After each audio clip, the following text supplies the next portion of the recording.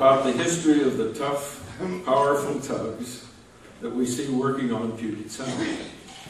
Coincidentally, you will have the opportunity to see some of these tugs this coming weekend for Harbor Days here in Olympia at the new Percival Landing Park and on Bud Inlet as well. Chuck grew up in Tacoma in boats and on Puget Sound. He's past president of the Puget Sound Marine Historical Society in Seattle. He's also past president of the South Sound Heritage Association here in Olympia. This latter group has produced the annual Harbor Days Festival for the past 36 years. Before entering his semi-retirement a decade ago, Chuck and his wife Carla owned and operated CM3 Associates, an Olympia-based consulting firm that provided marketing, fundraising, and project planning services for government, nonprofit, and professional service organizations. It's my great pleasure to introduce my friend, Chuck Fowler.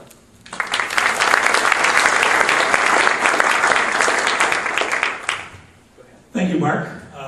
Today we're going to talk tugs. But first I want to say thank you to Patty Belmonte and all of her team for a wonderful Sand in the City weekend on the Olympia waterfront. Thanks, Patty. You did a great job.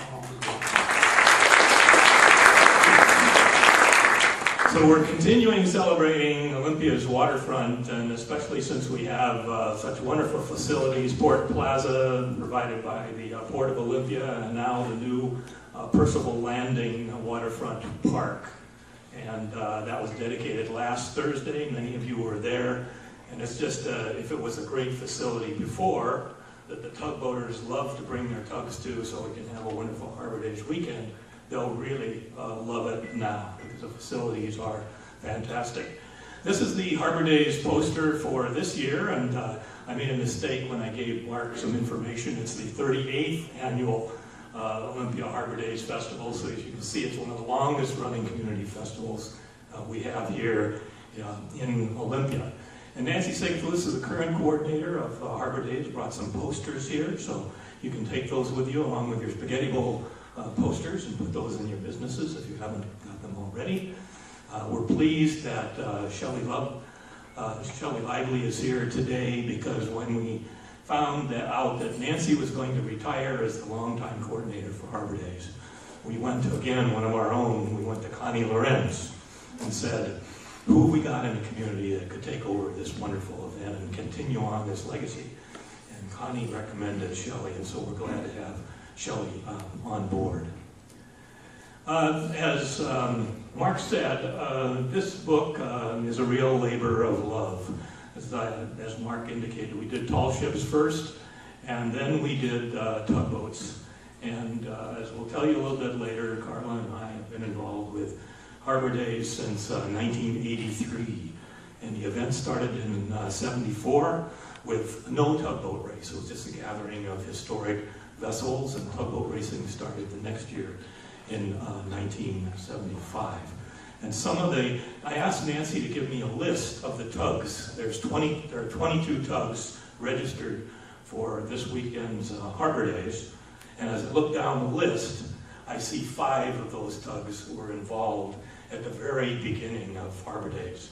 So they'll be back here, they're lovingly restored by their owners, and they're part of our Puget Sound maritime history. This is the cover of the book, and this was taken at one of the Harbor Days races. And of course, as you can see, just about leading the race is the tugboat Sandman. And this was taken in the mid-'80s, and we'll talk a little bit more about some of those tugs here in Olympia and elsewhere in Puget Sound. We'll break the talk and from the book into 5 parts: the beginnings, and we'll talk about tugs on the Sound and how they came here in the first place. Then boom, bust, and rebound, 1891 to 1940. We had some depressions in there, depression of 1893, and of course the big depression of 1929. So you can see how the tugboat industry and tugboat companies, maritime companies, follow the economic and in many cases the political cycles as the rest of our society does. And then I focused on a tugboat family story. There's one family that has brought tugboats to Olympia for many, many years. It won't be here this year, but the Freeman family in Seattle have Fremont Tugboat Company on the north end of Lake Union, still in existence. And so we focused on, let's take a family and a small tugboat business and let's see how they developed over the years and kind of personalize what we're talking about. Then war renewal and new business. Of course, for many businesses, if you look at history, World War II was a great economic stimulus package in a kind of a negative way, but it had positive outcomes as well. So we'll take a look at how the war and then renewal and new business was created after World War II. And then the modern tugboat era, we'll take a look at as well until 2008. And you probably wouldn't think of this as being true, but for Oscar Sewell's purposes, we now have green tugs. We have hybrid tugs that operate both electrically and in diesel. So we have a whole new development of green tugs, and that development is started by the Foss Tugboat Company in Seattle. Now this is a beautiful picture. It's the first picture in the book, and it's of the steam tug Wanderer, which was very famous here in the Sound, built in Port Blakely in 1891. And I just love this picture. I found it, it's been featured in some other publications, but this is a photo of one of the tall sailing ships coming back into the Sound. You can see it's light loaded. You can see the water line here. So it's coming back into the Sound to be loaded with grain or lumber or any one of many other of our natural resource commodities for then transshipment throughout the Pacific Ocean, throughout the world. And that was in the late 1800s and the early 1900s. So we just love this photo. But this is basically how tugboat racing started. The idea, if you wanted to get the business of towing these ships in the Sound, you had to go out with your tugboat and race out to get them. And as you know, there's very little wind in the Straits of Juan de Fuca. So you'd have to be out there to catch these ships when they came in at the mouth of the Strait of Juan de Fuca. And so that's how they got the business. You had the fastest tug, you would get that business. Now, this is really early tugboating, and I think from your Pacific Northwest history, your Washington history, you know that the Hudson Bay Company was one of the early British organizations that came into the Sound, Fort Nisqually, Fort Vancouver, and so forth, for the fur trade. And the first steamer in Puget Sound was the Hudson Bay Company steamer Beaver.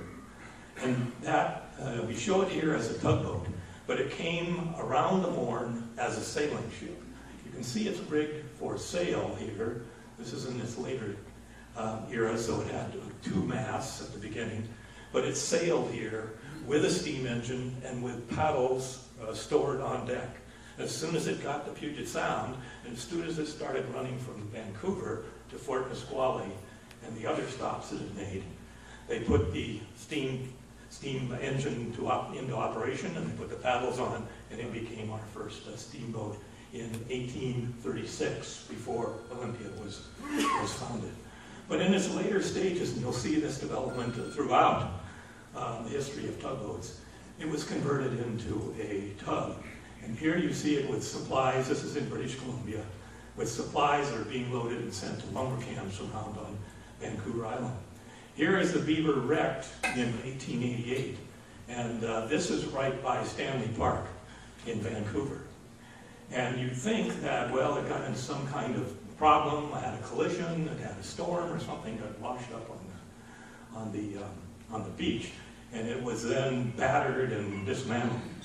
Wrong, because that was such a historic vessel that people started going on board and taking pieces of the Beaver off as relics.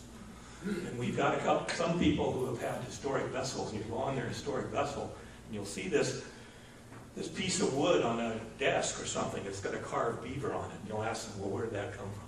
That was one of the relics of the original beaver, and they've saved that as one of the artifacts.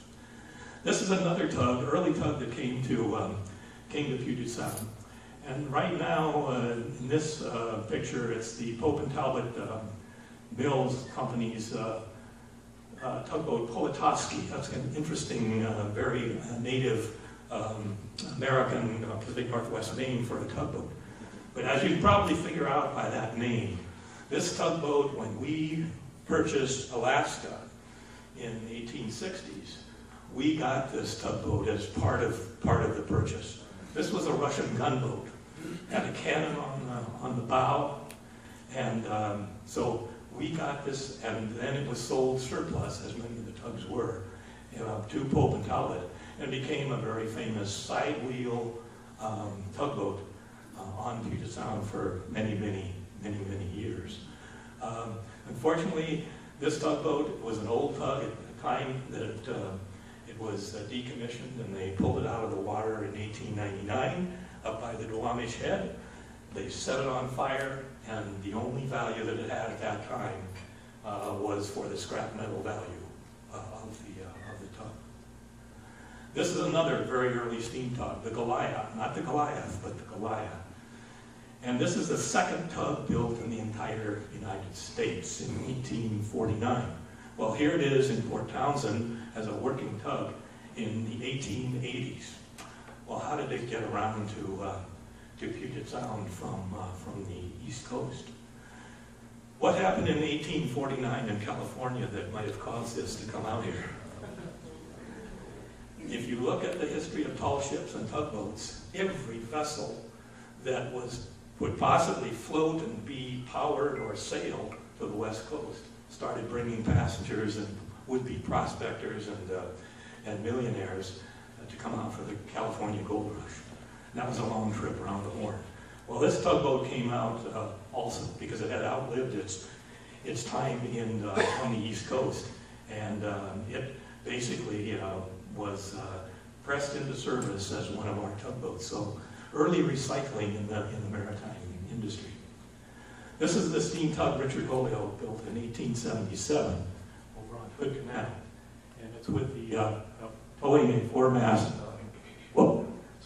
square rigger in the Port Townsend Wharf. And there's a beautiful painting of it by Steve Mayo, one of our fine maritime artists. And then here's a photo of it in the early 1900s in Port Townsend at the dock. Very famous tug.